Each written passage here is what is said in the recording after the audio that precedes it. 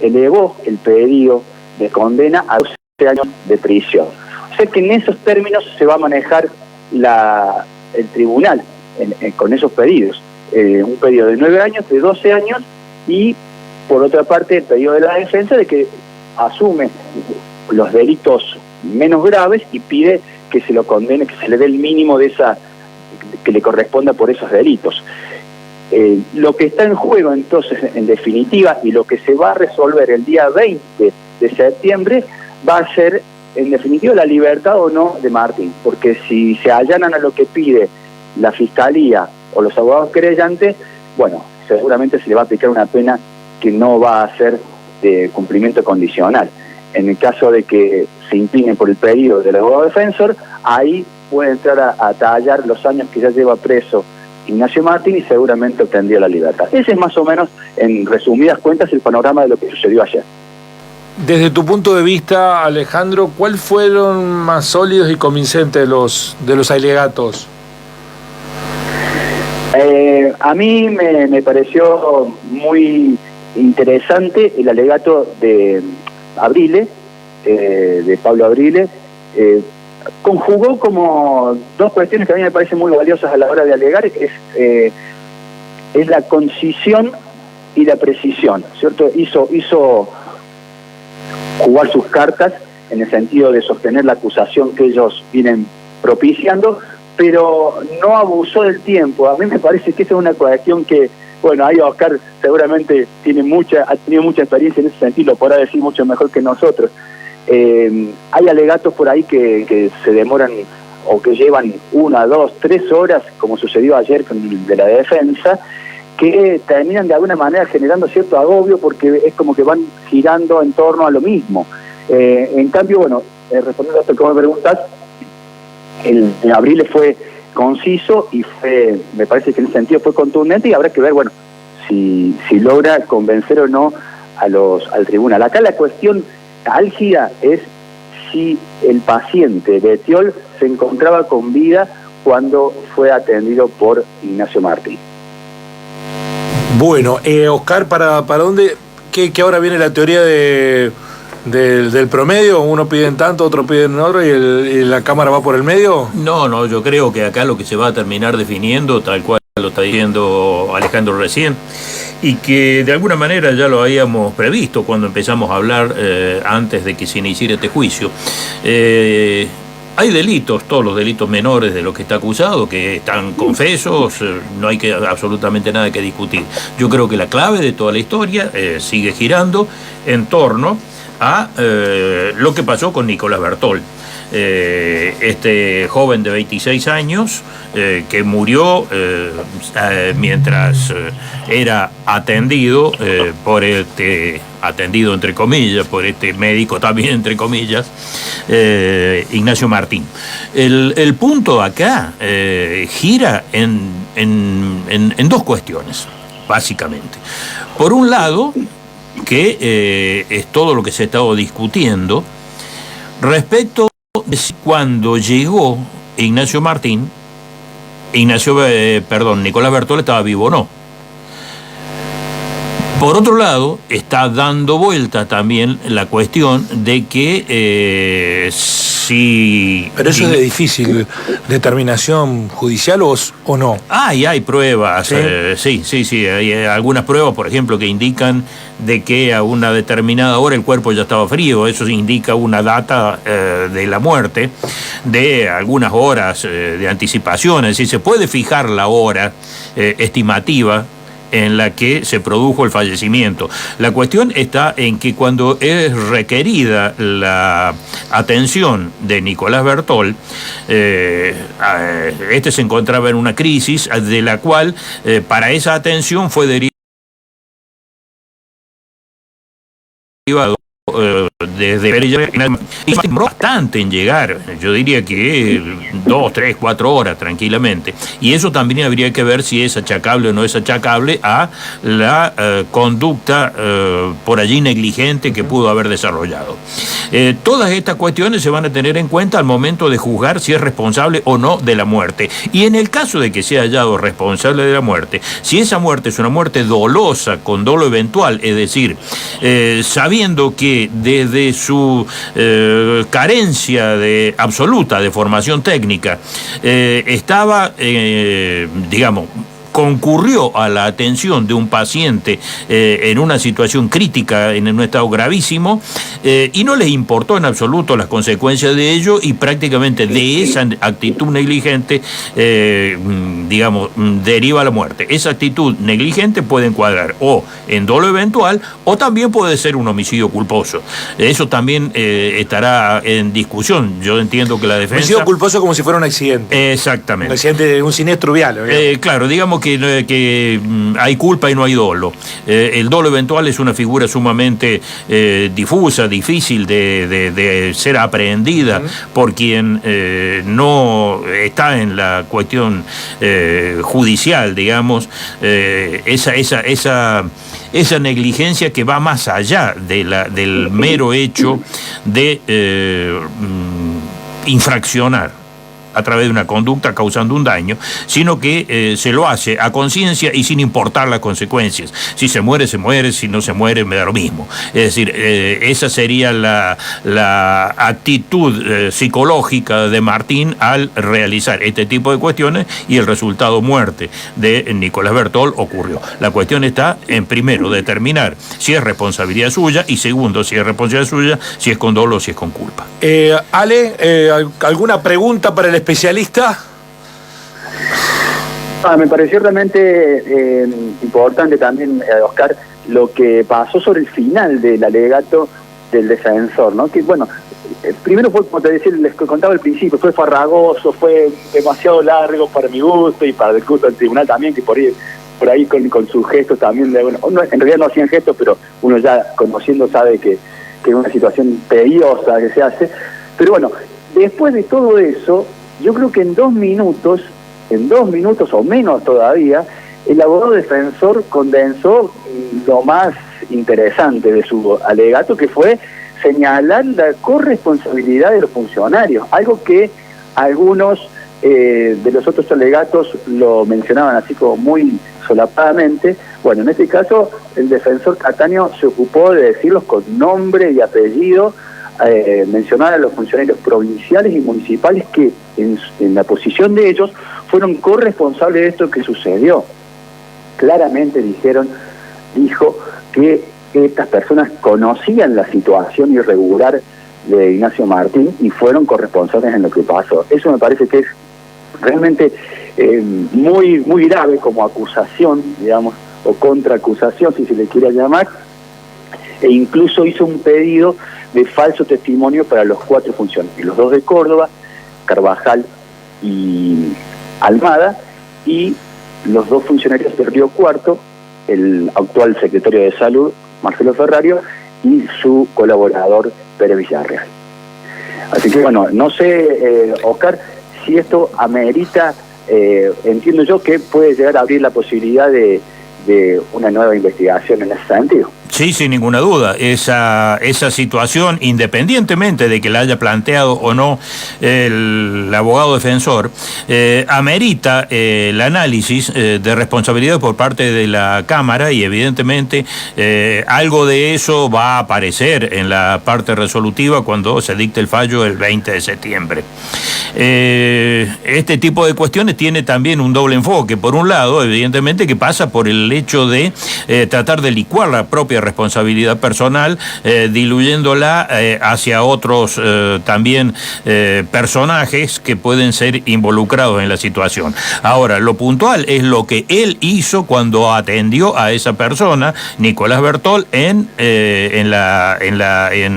el domicilio, y se produjo la muerte de este señor. Y por otro lado, las responsabilidades que, independientemente de lo que ya investigó Miralles y y cerró la causa respecto de responsabilidades de quienes le permitieron, así entre comillas, también la actuación a Martín, la posibilidad de que a través de pruebas concretas surjan elementos de juicio que de alguna manera ameriten la investigación de todas estas personas, evidentemente que la Cámara está en condiciones, obviamente no de condenar absolutamente a nadie, pero sí elevar los antecedentes en los cuales entiende que puede haber comisión de delitos por parte de estos de estas personas que le permitieron el acceso al cargo, el mantenimiento en el mismo y la realización de incontables actos de contenido médico a Ignacio Martín, a sabiendas o culposamente respecto de la falta de investigación de los antecedentes en función de de las muestras que daba de incompetencia en la materia. Alejandro, bueno, esa va a ser la clave, ¿no? Condenarlo a Martín lo van a condenar. Eso no cabe ninguna duda, no, claro. Porque él admitió delito. Exacto. Pero si zafa del homicidio, es muy probable que se vaya caminando. Eso generaría una expectativa muy adversa para la determinación judicial, pero es una chance posible. Eso es posible. Sí, sí, sí. Y claro, la otra cuestión es si la Cámara en su resolución manda a investigar a los funcionarios, ¿no? Exacto. Exacto. Sí. Esas son los dos interrogantes que uno puede llegar a estar esperando. Lo demás está prácticamente todo dicho. ¿Hay homicidio o no hay homicidio? Y si hay homicidio, si es con dolo eventual, ¿y qué pasa con todas las personas que de alguna manera primero que le dieron los cargos y segundo que lo avalaron en sus actividades? Ale, muchísimas gracias como sí. Ustedes lo están planteando, es lo que se va a resolver el día 20, bueno, y ahí estaremos para acompañarlos y contarles lo que va sucediendo. Gracias, Alejandro, excelente trabajo, muchísimas gracias, valoramos mucho tu aporte. Gracias, Ale, un abrazo grande. Un abrazo grande para ustedes. Bueno, ahí está, el juicio del falso médico, el día previo a la primavera, y vamos a conocer el fallo, veremos si Martín tiene que cumplir una condena, ya ha avanzado hace 3 años de llevar preso, casi 3 años. Sí. Veremos. No hay, me parece que los 12 años no queda muy lejana como chance, ¿no? Digamos que si termina condenado por el delito más grave, la escala va de 8 a 25, es decir, los 4 años por encima del mínimo. Es un porcentaje relativamente bajo, pero bueno, digamos que es una alternativa que seguramente que tendrá que evaluar la Cámara, teniendo en cuenta agravantes y atenuantes que pueda llegar a tener. Es la primera condena que recibe, pero a su vez como agravante no cabe ninguna duda que tendrán que evaluar la cantidad de personas a que ha expuesto a riesgo de vida, de mala atención, de deterioros causados por su propio desconocimiento y el aventurado accionar recetando medicamentos, quitando tratamientos, dando tratamientos nuevos, realmente una verdadera locura. ¿Qué pasa en la cabeza de un chico, no? Sí. Que tiene esa pero lo viene haciendo desde tanto tiempo, no es una cuestión de una ocurrencia momentánea. Ella se había hecho pasar por inspector de tránsito e incluso había actuado en Córdoba con eso. Realmente, eso habría que preguntárselo a un psicólogo que hay en la cabeza de aquella chica. Efectivamente. Bueno, sé que tiene otros temas, pero a mí me gustaría que dedique el tiempo que le queda a algo que nos hemos puesto, aunque seamos lobos solitarios gritando en el desierto, pero hay que insistir con que es un riesgo muy grande el que tiene la democracia, amenazante, retroceder a tiempos en donde ni siquiera el Poder Judicial podía actuar libremente en tiempos de la dictadura, aunque hubo un sector del Poder Judicial que fue cómplice de la dictadura, ¿no? Sin ninguna duda, y además se están generando condenas en este momento, sí, por fortuna, poniendo en blanco sobre negro también las responsabilidades civiles de la justicia, del empresariado, de la propia iglesia, digamos, donde sectores donde hubo gente que realmente se la jugó y actuó como correspondía, y hubo también sectores que sin ninguna duda, sin esa colaboración, le habría resultado bastante más difícil seguir adelante con el plan sistemático. No son palabras mías, son palabras establecidas en las sentencias del juicio a las juntas, de desaparición forzada de personas, sustracción de bebés, etcétera, etcétera. Bueno, toda la caterva de delitos que tienen probado y que se siguen desarrollando, porque aún en este momento siguen adelante muchos juicios, aun cuando, como ya lo hemos dicho en otra oportunidad, los que se mantienen presos son relativamente pocos, y porcentualmente menos todavía. Son contados los que están presos, es toda gente realmente grande, mucha gente enferma, pero realmente este tipo de cuestiones siguen existiendo. Sobre esto, dos puntos fundamentalmente. Esta cuestión del negacionismo está presente, digamos que en la gente de más de 50 años, un porcentaje importante de la sociedad lo vislumbra y lo analiza de esa manera. La teoría de los dos demonios, aprendido dentro de esa gente, dentro de ese rango etario muy fuerte, y la gente joven que lo ve como una cuestión remota a lo ocurrido en los años 70, tiene dificultades para poner en blanco sobre negro lo que pasó en aquella oportunidad. Y allí es muy trascendente y muy importante seguir insistiendo en esto. Lo que se está juzgando y se seguirá juzgando, yo creo que independientemente de que gane Milei o no gane Milei y las políticas de estas cuestiones queden en manos de Victoria Villarruel, es el delito de lesa humanidad. Como decía Daniel Olarticochea recién, no es un invento argentino, es un invento universal, es una garantía que tiene la humanidad respecto de los delitos cometidos por los terrorismos de Estado. Es decir, esto es una cuestión que no tiene que ver con si el Lerp y los montoneros eran delincuentes o no eran delincuentes, si mataban o no mataban. En definitiva, se podrá discutir las cuestiones ideológicas que los impulsaban a ese tipo de conductas, pero si prescindimos de ese detalle, eran actos delincuenciales que merecían, en todo caso, la actuación del Estado, el juicio y el castigo correspondiente. Como ocurrió en otros lugares del mundo. Por supuesto. En Italia, de esa forma lo hicieron. Así es. No hubo una dictadura. Sí, en muchísimos lugares. Y hubo fuerzas terroristas que actuaron, metieron miedo, mataron políticos, y a nadie se le ocurrió ir a una dictadura. Exacto. Acá hubo un golpe militar que suspendió la Constitución. Ese es un dato que no se puede ignorar. Quedamos todos a merced de lo que quisieran hacer. No tuvimos más ningún tipo de derecho ni de garantías. Quedamos regidos por un estatuto que dictaron estos mismos que se adueñaron del país.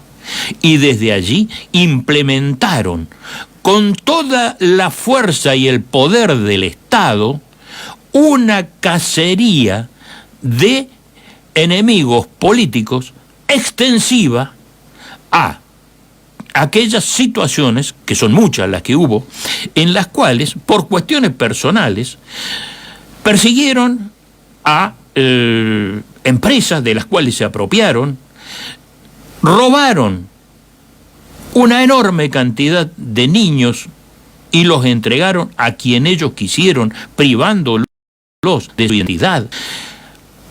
No vamos a hablar de la cantidad de gente torturada, porque si hay 30.000 desaparecidos, los torturados se tienen que multiplicar exponencialmente. La cantidad de gente que debió abandonar con una mano atrás y otra adelante el país para radicarse en cualquier parte del planeta donde pudiera llegar a encontrar la seguridad que no tenía este país.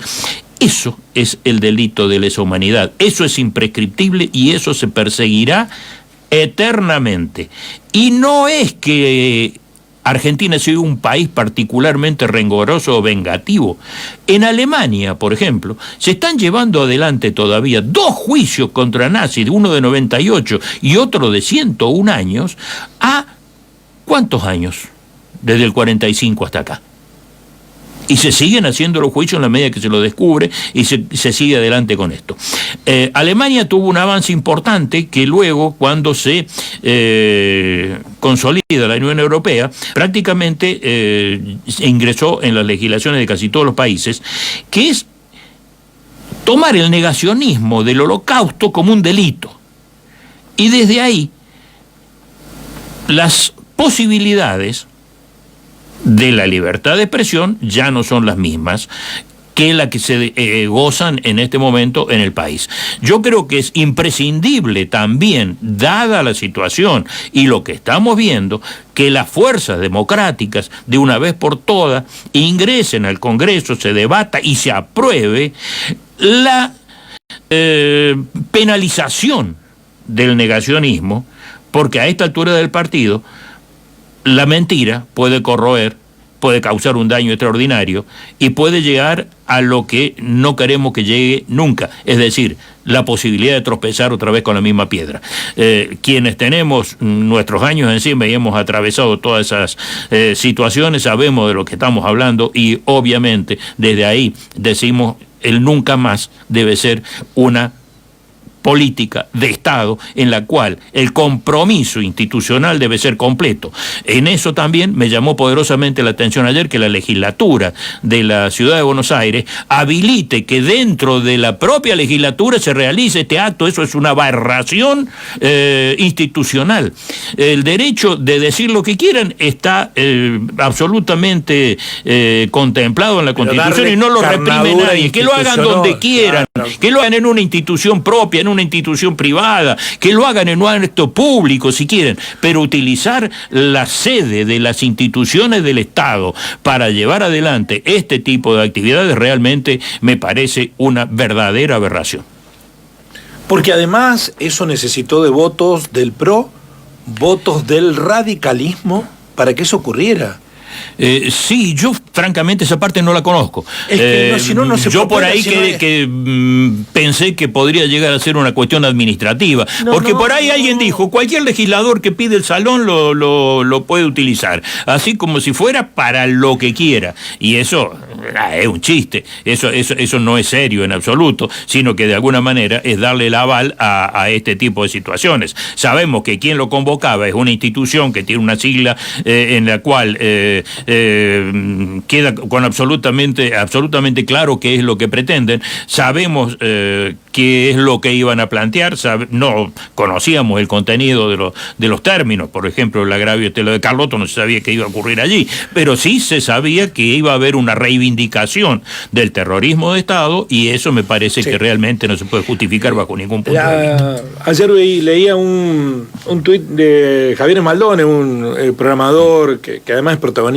tuitero, me gustó mucho, le di un me gusta porque a la gente de La Libertad Retrocede y otros partidos de derecha les parece abominable el Estado es abominable, ¿no? Sí, ese es el discurso. Menos cuando se secuestra, tortura y mata zurdos. Si eso hace, el Estado está bien. Tiene que haber Estado. Pero si está para ayudar, para promover obra pública, enseñanza, está mal. Así es, pero para matar zurdo, perseguir ideológicamente, el Estado actuó bien, ¿no? Es una barbaridad realmente. Y bueno, es la obligación, yo creo, quienes estamos detrás de una cámara, detrás de un micrófono, poner en blanco sobre negro todas estas cosas. Y bueno, que después esperemos que la ciudadanía, cuando tenga que votar, no se vuelva a pegar un tiro en el pie. Nada más. Gracias, Oscar. Hasta el jueves. Hasta el próximo jueves.